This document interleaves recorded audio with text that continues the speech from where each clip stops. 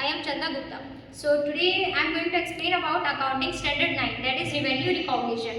तो आज मैं इसके बारे में आपको थोड़ा बहुत एक्सप्लेन करना चाहूँगी। मेनली इसके अंदर मेजरली दो अकाउंटिंग स्टैंडर्ड आते हैं, जो कि अकाउंटिंग स्टैंडर्ड 7 और अकाउंटिंग स्टैंडर्ड 9 है। जो अकाउंटिंग स्टैंडर्ड 7 है उसके अंदर कंस्ट्रक्शन इंडस्ट्रीज और उससे रिलेटेड जितने भी उसके कॉन्ट्रैक्ट्स हैं वो एप्लीकेबल होते हैं। लेकिन जो अकाउंटिंग स्टैंडर्ड 9 है उसके अंदर कंस्ट्रक्शन से रिलेटेड सारे आइटम्स छोड़ के जितने भी सर्विस सेक्टर हो गए या मैन्युफैक्चर से रिलेटेड हो गए वो आइटम्स इसके अंदर कवर अप होते हैं।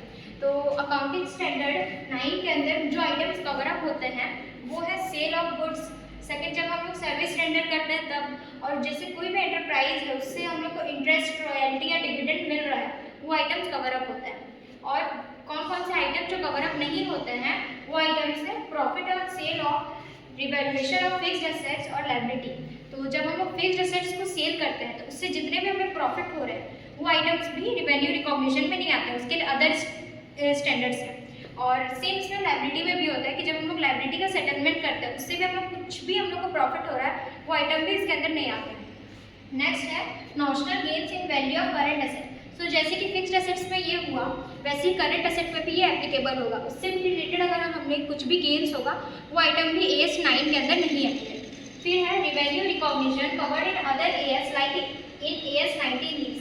तो जो अकाउंटिंग स्टैंडर्ड 19 है उसमें जितने भी गेन्स है उसके लिए वो अकाउंटिंग स्टैंडर्ड 9 बना हुआ है वो उसके अंदर आएंगे, वो अकाउंटिंग स्टैंडर्ड 9 के अंदर नहीं आएंगे। सो अकाउंटिंग स्टैंडर्ड 9 के अंदर मेनली मोस्ट इम्पॉर्टेंट कब हमारा ये रिवेन्यू रिकॉग्निशन रिकॉग्नाइज होगा, उसका मेनली कॉमन 5 प्रिंसिपल्स है।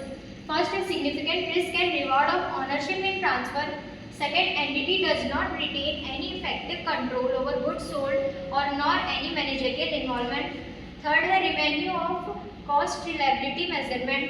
फोर्थ है certainty of collection and fifth है stage of completion can be measured reliability in case of services.